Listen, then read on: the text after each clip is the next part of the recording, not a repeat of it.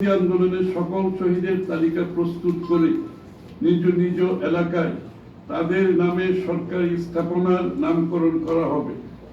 শহীদ পরিবারগুলো সমূহকে রাষ্ট্রীয় স্বীকৃতি ও অর্থনৈতিক সহায়তা প্রদান করা হবে। গণ অভ্যুত্থানে ও ফ্যাসিবাদ বিরোধী আন্দোলনে যেসব গণতন্ত্রকামী ব্যক্তি পঙ্গু হয়েছেন, চোখ হারিয়েছেন, তাদেরকে স্বীকৃতি, চাকরির সহায়তা প্রদান করা হবে। তাদের জন্য একটা আলাদা ব্যবস্থা থাকবে।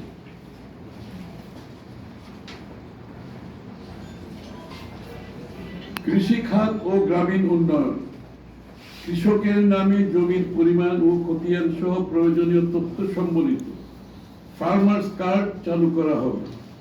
বর্গা চাষী ও ক্ষুদ্র কৃষকের জন্য কমপক্ষে একটি মৌসুমী ফসলের জন্য সম্পূর্ণ উৎপাদন খরচ রাষ্ট্রের পক্ষ থেকে বহন করা হবে।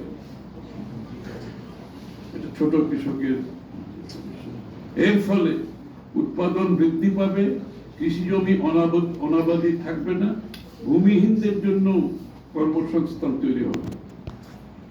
কৃষিজাত পণ্যের প্রক্রিয়াজাত মানোন্নয়ন ও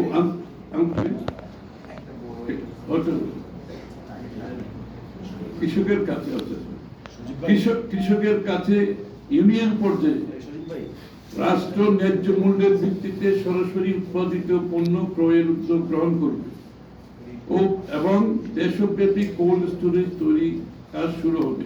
এই বিষয়টা সবসময় বলা হয় কিন্তু এফেক্টিভলি করা হয়।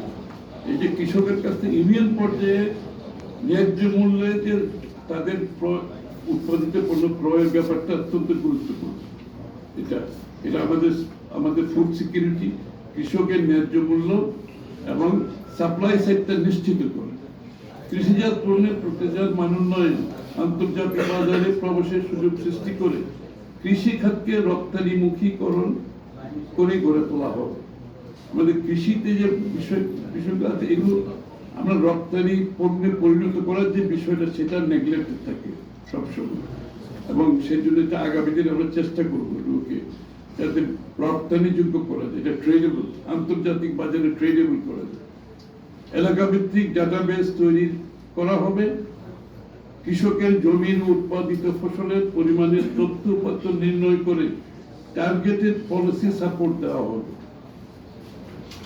বাজারে দ্রব্যমূল্য নিয়ন্ত্রণের জন্য চাঁদাবাজি, মুক্তসত্ত্ব ভোগী ও ফ্যাসিবাদের রেখে যাওয়া সিন্ডিকেটের বিরুদ্ধে কঠোর দৃশ্যমান পদক্ষেপ গ্রহণ করা হবে।